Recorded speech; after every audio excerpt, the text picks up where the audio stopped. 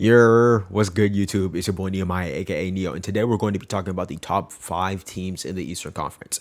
Now, there's a couple of things I do want to talk about. One, I already have 7 teams up on the tabs. You guys can see them. You guys can obviously just read them, and I think that these are going to be at least the uncontested top 7 teams in the East. At least in my opinion, I think that I have just 2 honorable mentions, and then for the rest of them, I'm just gonna go at it. Okay, so for the 2 teams up here, we have for all the teams that we have up here. Cleveland, Boston, Philly, Brooklyn, Milwaukee, and the Miami Heat and the Hawks. Now, let me start by the Hawks. So, the Hawks, I think that they have a higher ceiling than the Miami Heat. However, I do think that they have a much lower floor because of 2 problems. One, I'm not sure how good they are defensively. While I do think that they really did improve on the perimeter defensive end, they have Justin Holiday, they have DeJounte Murray, of course. We still don't know if they're going to be, one of the top dogs on defense. I think that they really did suffer from not trading for Rudy Gobert, for not even going after DeAndre Ayton for that much. And I think that even though a guy like Clint Capella is serviceable, I think that they could have really just benefited from a better 4 or a better 5 that's really good defensively. And I do think that this team's offense is going to be insane this year. I do think so. We're probably going to be seeing a lot more off-ball trade. We're going to be seeing a lot more DeJounte Murray action. We're going to be seeing a lot more probably just movement around the offense. I still do not think that this team just has enough ceiling pressure for me to say that they have a better ceiling than a team like the Milwaukee Bucks, of course, the Brooklyn Nets, of course, even the Philadelphia 76ers, Boston Celtics, or the Cleveland Cavaliers. So I think that's the reason why I have this guy as my first honorable mention. I really like this team. I really do. I do think that this team could even go to the Eastern Conference Finals depending on their matchups. But I'm still just unsure about whether or not they have enough, in my opinion. But that's just it for these guys. And my second honorable mention, the Miami Heat. This team has gone to 2 Eastern Conference Finals in the last 3 years. They've been in the finals. They were another shot away from making the finals. So I just think that this team just has enough for me to at least say that they're a really solid team going forward. Nothing wrong with that. However, my biggest problem with this team is that their floor is too low. And what I mean by that is that I just don't think that their ceiling is. Well, I don't want to say that their floor is too low. I want to say that their ceiling is too low. I think that what we've seen so far, their ceiling just kind of relies on how good Jimmy Butler is. If Jimmy Butler is just not that good, it's going to be bad. Right now, looking at their squad, another problem that they had is that they really gave up a lot of assets for. Well, they didn't give up a lot of assets. I would say that they gave up PJ Tucker, and they didn't really get anything in return. Right now, this team is just looking like it's stagnating, and I just don't like that. Looking at it, they just haven't improved at all. And you can say that this team improved, this team improved, this team improved, this team improved, and this team improved going into next year. So it's going to be hard for me to say that this team is going to be one of the top 5 teams. Every one of these teams is going to improve going into next season. Ben Simmons is going to be here. They pretty much took up all of their older roster, and they added a couple new. Well, they added Joe Ingles. Yeah, I think that Joe Ingles is probably going to fit well. That and Giannis is probably going to have a lot more internal improvement. The Boston Celtics, Malcolm Brogdon, other key players, and the Cleveland Cavaliers, of course, Donovan Mitchell. So, yeah. So I think that this team just doesn't have the ceiling to really contend with the other teams. So going into my next team is going to be the Brooklyn Nets. Now, the Brooklyn Nets are at 5 simply because their floor is just too low.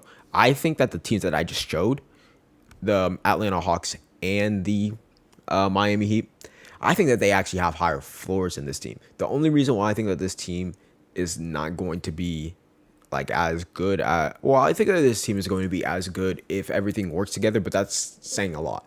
Over the past 3 years, nothing has worked well with the Nets.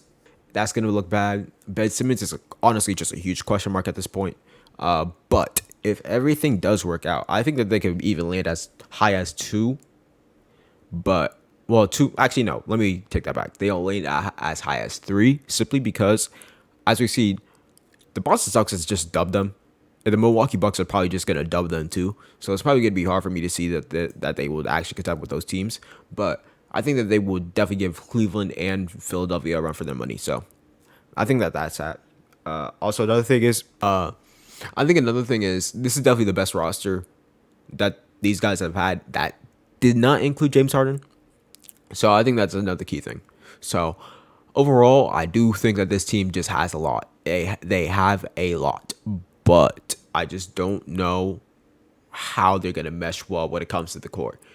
There could be some fits on the court. There could be some fits off the court, and I think that that's just gonna play a really big factor as to why I think that they're gonna be five, just too low of a floor. Now, my fourth team is going to be Philadelphia. I do like what Philadelphia has done. I do. They're probably just building the 2020, I believe, the 2020 Rockets. But now I just don't know about a couple of things though. So two things. One, I think that they have to make a lot of trades. Well, not a lot, but just a couple more. I think Matisse Thybulle is probably on his way out, mostly because he just doesn't have a really good roster spot on this team anymore. I think that as teams kind of just collapse on him on the offensive end in the playoffs, it's just harder for me to really understand why he's getting that much minutes. Again, Doc Rivers is a coach. That's always something.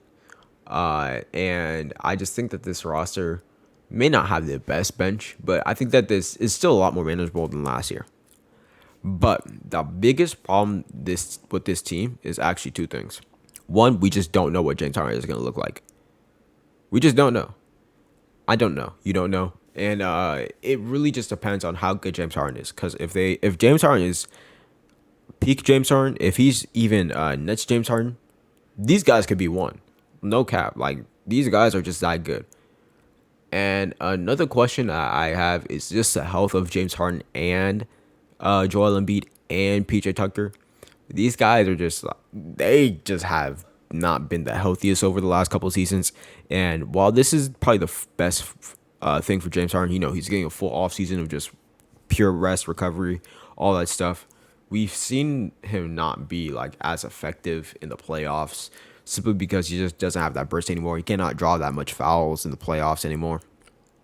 So if he fixes that, I think that if his health improves, again, as high as one. However, I think that this doesn't really equate to what I think that this team is going to produce.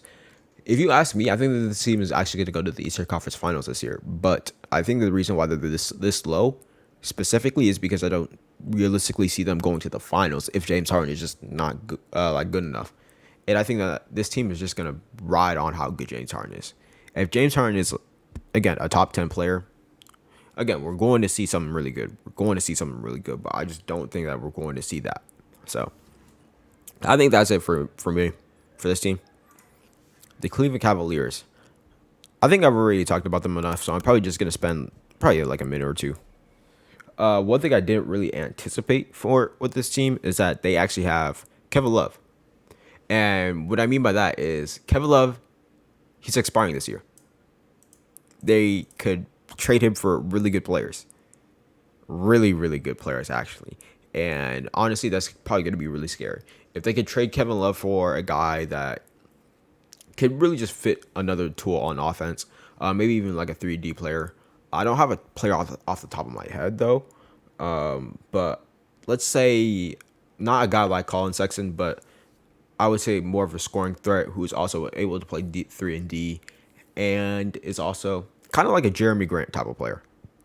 A Jeremy Grant type of player, if they could get like that guy and probably a couple more players with Kevin Love's contract, that's really ideal. They could maybe even trade Karis LeVert because I'm going to be quite honest. Karis LeVert just doesn't have that much going on with his roster anymore because Donovan Mitchell's here. So, yeah. But regardless of that, I think that this team just has the defense. They have the offensive capability, or at least what they can do is going to be great. So, I think that that's the reason why they rank this wise. I think the reason why they're better than Philadelphia, or yeah, they do have the consistency better than Philadelphia is because I think we know what these guys are going to look like more than I think that James Harden is going to look like. I think that Donovan Mitchell's just going to fit seamlessly on this team, especially with a guy like Darius Garland on the team, who really does play off ball a lot, and I really like it. One of the best pull up shooters. So, again, one of the better teams in the East. I think that this team does have the skilling to match Philadelphia. At least probably a little lower, maybe even a decent bit lower, but I just like their floor a little bit better. Now, I do want to talk about Philadelphia, or not Philadelphia, the Boston Celtics and the Milwaukee Bucks at one time. Up to this point, it has been ordered. I do think that the Miami Heat are going to be better than the Atlanta Hawks, but these two I'm actually kind of struggling with. I would personally say, if you ask me right now, bullet to my head, I'm giving it to the Boston Celtics. But, and here's a huge but with me, I just don't know if this team is going to make a trade for Kevin Durant. If they can, though, I don't know how that's going to look. And that's just going to be my like biggest concern with that team. I think that this team does have the higher. Well, I don't even think that they have a higher floor. I think that the Celtics do have the higher floor. I think that this team just has a bit higher ceiling, like a very, very slim margin.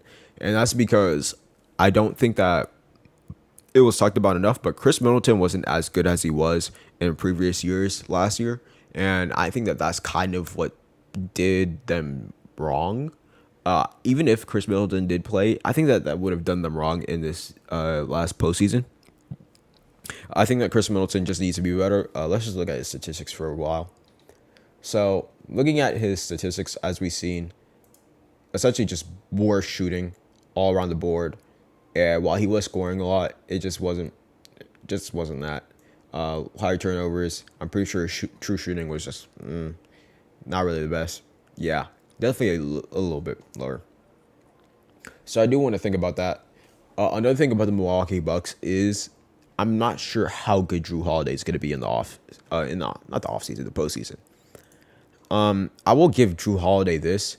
Last postseason, it really did not turn out to be like one of his type of strengths, only because Chris Middleton did get injured.